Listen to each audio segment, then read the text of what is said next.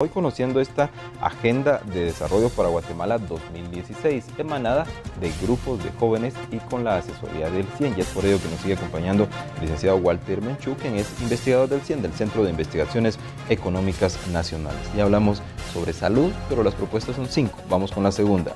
Es la de empleo o el de nutrición. ¿Cuál es la siguiente? Nutrición.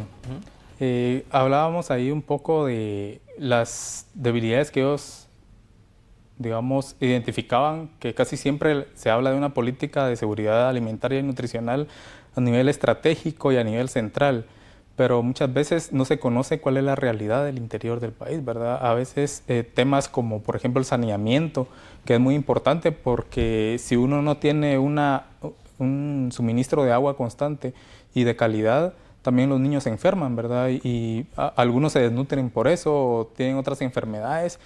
Y por eso era importante abordar esto más a nivel local también, porque muchas veces cuando hablamos del tema de la salud, hablamos ya de una etapa curativa, en donde llegamos ya solo a nivel de centros de salud o hospitales. Pero ellos decían, deberían de enfocar un poco en la prevención de la salud, un poco en la prevención porque decía, más vale prevenir que lamentar, porque también lamentar es bien costoso, ¿verdad? Curar es más costoso que prevenir este tipo de enfermedades. Y cuando vemos acá en la gráfica también, y esto es no solo de nutrición, sino a nivel general, es un porcentaje de hogares con gastos catastróficos de salud. Estos gastos catastróficos de salud significa qué tanto una persona desembolsa de sus ingresos al mes para atender enfermedades. Y eso tiene que ver con ya sea hospitalizaciones o compra de medicamentos. Y lo que vemos es de que somos el segundo país a nivel latinoamericano, solo detrás de Chile, en donde los hogares gastan un gran porcentaje de sus ingresos en salud. Muchas veces tiene que ver también, aunque no pague hospital, si tiene que transportarse, ¿verdad? Si ya son casos graves, transportarse a la capital, pagar alojamiento o comprar medicinas, porque a veces no se las dan en los hospitales, o sea, hasta eso hemos llegado también. Entonces, y este es un factor de riesgo también de que la gente caiga en la pobreza, porque si es una enfermedad catastrófica, es un gasto recurrente en medicamentos que al final siempre las personas priorizan los medicamentos y empiezan a descuidar otras áreas, ¿verdad? Al final se quedan en la pobreza y por eso es que vemos que la tasa de pobreza incrementó en los últimos 6 años, ¿verdad? Entonces, también un tema importante es la salud, siempre enfocando en el punto de vista de la protección infantil, el tema de los niños, el darle las vitaminas, las campañas de vacunación, las campañas de prevención que se hacen con los centros de salud, de fumigación, por ejemplo. Todo ese tipo de cosas son las que se demandan en el interior, porque claramente hay cosas que son muy específicas de un área rural que las que se puedan ver acá a nivel de la ciudad capital, ¿verdad? Para concluir con esta parte del tema, ¿cuál es entonces la recomendación emanada de ellos? Sí, la recomendación era, bueno, nosotros queremos que se implementen programas a nivel municipal y a nivel de comunidades enfocados en el tema de nutrición, el tema de que, por ejemplo, en el interior hay una alta tasa o una baja escolaridad, entonces deberíamos de hacer campañas para educar a las madres, principalmente madres que están en gestación, para ver cuáles son los cuidados que le van a dar al niño, aun cuando todavía no ha nacido. Y entonces ellos decían, bueno, hagamos programas para prevenir eso, ¿verdad? Enfocarnos desde ahí, desde antes que el niño nazca, porque a veces es por puro desconocimiento, ¿verdad? Por pura dejadez de que no se siguen ciertos procedimientos y no se le da un seguimiento al niño para ver cómo está de salud y cómo está de nutrición. Gracias. El siguiente subtema, empleo. ¿Qué lograron determinar en esto? Solo una cosita antes que se me olvidó agregar. Por ejemplo, cuando hablábamos a nivel municipal y a nivel de comunidades, decían ellos, no sé por qué los COCODES y los COMUDES y todos estos que tienen dinero para invertir deberían de coordinarse con el gobierno central y con el gobierno municipal, porque a veces lo que hacen muchos es de que gastan en obra gris, en obra de infraestructura, a veces innecesaria, porque es más importante que un niño que esté sano que haya una cancha de fútbol, porque ese niño ni va a poder ir a jugar, ¿verdad? Entonces ellos decían, bueno, debemos de priorizar, porque con los recursos que se tienen igual podemos hacer cosas mejores de las que ya se están haciendo. Ahora pasamos al tema de empleo, y lo que decían ellos, bueno, el empleo, bueno, con las ferias de empleo lo hemos podido ver, ¿verdad? Un montón de jóvenes haciendo cola para aplicar algún empleo. Y aquí es algo bien dramático porque decían ellos, bueno, nosotros hemos visto y se han acercado a nosotros en donde hay gente que dice que quiere acceder a un empleo, pero no tiene también las habilidades necesarias, ¿verdad? Tal vez solo han terminado sexto y uno se pone a pensar, bueno, ¿qué empleo voy a tener con solo sexto primaria? En esta gráfica lo que vemos es el empleo formal privado que se ha creado en los últimos años y vemos de que es poco, ¿verdad? El empleo formal. Porque cuando vemos las cifras, vemos que una gran parte de la productividad en Guatemala se da desde el sector informal. Hay mucha gente que es comerciante, mucha gente que es agrícola, digamos, agricultura de subsistencia también, ¿verdad?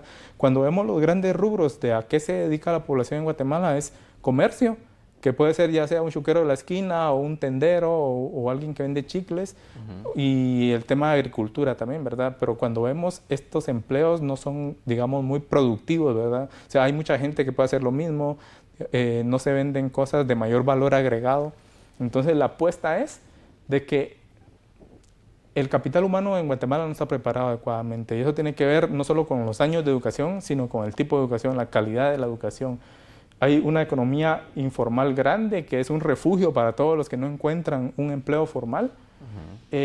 También opciones de empleo formal para jóvenes hay pocas, ¿verdad? Por lo mismo de que es a veces podríamos decir, puede venir una empresa grande de tecnología a invertir en Guatemala porque hay un potencial, pero si la gente no tiene las habilidades para emplearse ahí, tampoco va a poder la empresa operar, ¿verdad? Entonces, el tema de la calidad educativa es muy importante ahí también.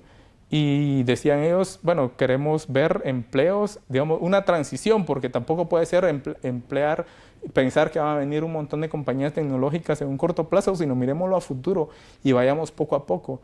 Y en ese lapsus podemos pasar de una economía dedicada a la agricultura y el comercio a una economía un poco más industrial. De industria ligera, ¿verdad? Para luego pasar a industria pesada y luego ya cosas más tecnológicas. Pero lo que ellos decían era, bueno, acá si bien es cierto que los que crean empleo, digamos, el principal creador de empleo no es el gobierno, ¿verdad? Sino el gobierno solo debe crear las condiciones para que las empresas puedan tener empleo, y por eso es importante el otro tema que viene después, que es la seguridad, porque si no tenemos seguridad no solo impacta en la calidad de vida de los empleados, sino de las empresas. Muchas empresas cierran en ciertos lugares porque no tienen la seguridad o gastan demasiado o tienen que gastar demasiado en seguridad para mantener abierto, y al final eso impacta en la cantidad de empleos que pueden ofrecer también. Precisamente hablaremos del tema de seguridad y empezaremos a ver las propuestas en pantalla, pero ¿qué refieren los jóvenes? De tema de empleo, de seguridad. Bueno, ahí también ellos le apuestan por el tema de la prevención de la violencia. Ya en años anteriores se ha hablado de apostarle a una política de prevención, se publicó una política de prevención, pero lo que decían ellos, bueno, tenemos que hacer una estrategia de intervenciones específicas, porque una política a nivel de todo el país, bueno, si no hay intervenciones puntuales, tampoco de nada sirve tener un documento ahí que no se está implementando. Lo que ellos decían era, bueno, lo que nosotros queremos es identificar aquellos municipios que son más violentos, no solo en el tema de homicidios, sino también en el tema de robos, en el tema de secuestros, tema de extorsiones y todos los indicadores delictivos, y pedir que se coordinen también, ¿verdad?, a nivel municipal y la Policía Nacional, con el tema de los gobernadores también a nivel departamental, para que hagan intervenciones de prevención. Y esas son muy amplias, ¿verdad?, porque incluso la prevención es un tema educativo, porque muchos jóvenes se quedan fuera del aula, y ahí puede implementarse educación extraescolar para que ellos, digamos, los famosos ninis, ¿verdad?, que no estudian ni trabajan, entonces pueden regresar a estudiar y optar más adelante a un trabajo. El tema de la educación técnica, pero también programas de intervención preventiva a nivel de barrios, por ejemplo, barrios rojos que se han identificado más que todo a nivel metropolitano, ¿verdad? Intervenciones en donde estos jóvenes tengan oportunidades de poder sobresalir y no involucrarse con grupos delictivos, ¿verdad? Entonces, lo que decían ellos, muchas veces vemos que se hacen despliegues de fuerzas de tarea, de la policía y todo, pero mucho es mediático, ¿verdad? Solo para decir, estamos haciendo algo desde el gobierno, pero el tema de fondo no se ataca, que es la prevención. Hay una ausencia de un plan estratégico, decían ellos, de que a veces vemos que el Ministerio Público está investigando temas de corrupción, temas del conflicto armado, temas que no necesariamente tienen que ver también con delincuencia. Vemos que hay pocas fiscalías de delitos contra la vida y a nivel municipal se necesitan fortalecerse. Entonces debe existir una coordinación entre todos los entes del sistema de seguridad, desde la policía, el Ministerio de Gobernación, el Ministerio Público, el organismo judicial, porque si no vemos lo que pasa, que al final vemos cosas como las cárceles que están sobrepobladas, que incluso desde ahí salen delitos como la extorsión, que no se tiene un control sobre eso. ¿Y por qué? Porque hubieron reformas al Código Penal en años pasados que hicieron que la tasa de privados de libertad incrementara y no se dieron alternativas, ya sea para dar medidas sustitutivas o incrementar la cantidad de prisiones y los espacios. Entonces, todo se sobrepobló y ahora es un problema que hay que solucionarlo. Y esto no se hizo de un día para otro, sino pasaron 5 o 8 años, igual va a tardar un tiempo en solucionarlo. Pero esta es como la falta de visión de todo el sistema de seguridad, ¿verdad? Porque se ponen parches por acá, por allá y se nos desbalancea la cosa. Entonces, lo que ellos decían, bueno, nosotros queremos ver que todas las instituciones trabajen siguiendo un mismo patrón, ¿verdad? Y en ese sentido ya se están haciendo esfuerzos para hacer una política criminal en el Ministerio Público, por ejemplo, y decían ellos, eso es bastante bueno, pero también que participen todos los demás. Gracias. Para concluir, nos falta infraestructura. ¿Qué vieron ahí? Bueno, el tema de la infraestructura está atado directamente con el de las inversiones y el de la generación de empleo, porque lo que vimos fue que, bueno, cuando hablamos de infraestructura hay un montón de cosas que se pueden analizar y hay unos indicadores de hogares con acceso a Internet, la velocidad del Internet que se da y si bien en Guatemala tenemos altas cantidades de celulares por cada 100,000 habitantes, por ejemplo, cuando vemos los hogares que tienen Internet son pocos y la velocidad del Internet también es bastante baja, ¿verdad? Y eso es un poco por las características de ese mercado, pero también porque no ha habido una estrategia de inversión estratégica en estos temas, ¿verdad? Uno, porque se ha visto de que en estudios internacionales, cuando se tiene acceso a Internet de banda ancha y alta velocidad y un número grande de hogares tiene hogar, la productividad del país incrementa. Entonces, igual con los puertos, ¿verdad?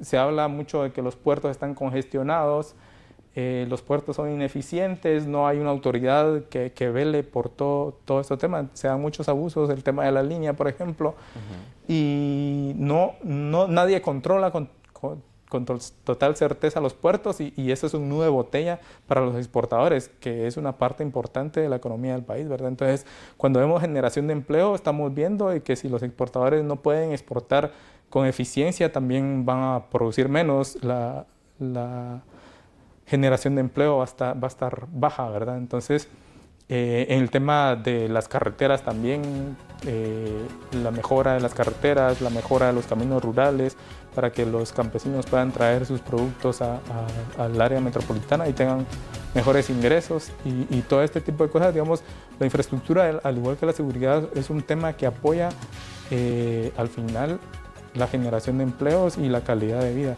que era lo que ellos pedían, ¿verdad? Al final lo que ellos quieren es ver un futuro mejor, un futuro en donde tengan oportunidades y que ellos mismos se forjen los ingresos para sobrevivir. Entonces, decían ellos, nosotros nos importan mucho estos dos temas que apoyan al empleo, que es infraestructura y seguridad, porque le apostamos, y por el otro lado educación, porque viene de abajo a educación y nutrición. Entonces está empleo en el centro, abajo la nutrición como un eje inicial, la educación que lleva al empleo y por el otro lado los servicios de apoyo como seguridad para que las empresas inviertan y la infraestructura para que estas empresas sean productivas y así generen nuevos empleos. En conclusión, es una combinación de los 5 factores. Claro, lo que logramos fue que ellos pudieran ver cómo todo está interconectado, ¿verdad? Y por eso es la idea de una agenda, que la agenda es un camino para el desarrollo, una vía, una propuesta que está toda conectada, ¿verdad? Porque al inicio cuando platicábamos con ellos decíamos muchas veces lo que nosotros vemos es que hacemos propuestas, pero al final cuando vamos a darlas no nos ponen tanta atención porque nos dicen, aquí les faltó abordar este otro tema, ustedes no están tomando esto otro en cuenta. Entonces, cuando ven todos estos temas como un sistema de desarrollo, ellos dicen, bueno, sí nos hace sentido esto, ¿verdad? Y queremos pedir al gobierno y a todas las instituciones que luchen por esta generación de oportunidades que nosotros necesitamos. Licenciado Menchú.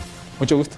Gracias por estar con nosotros presentándonos entonces esta propuesta de una agenda para el desarrollo para Guatemala 2016. Ya escuchamos entonces, lo importante es presentar una propuesta sistematizada, ya que la tomen en cuenta será cuestión de nuestras autoridades.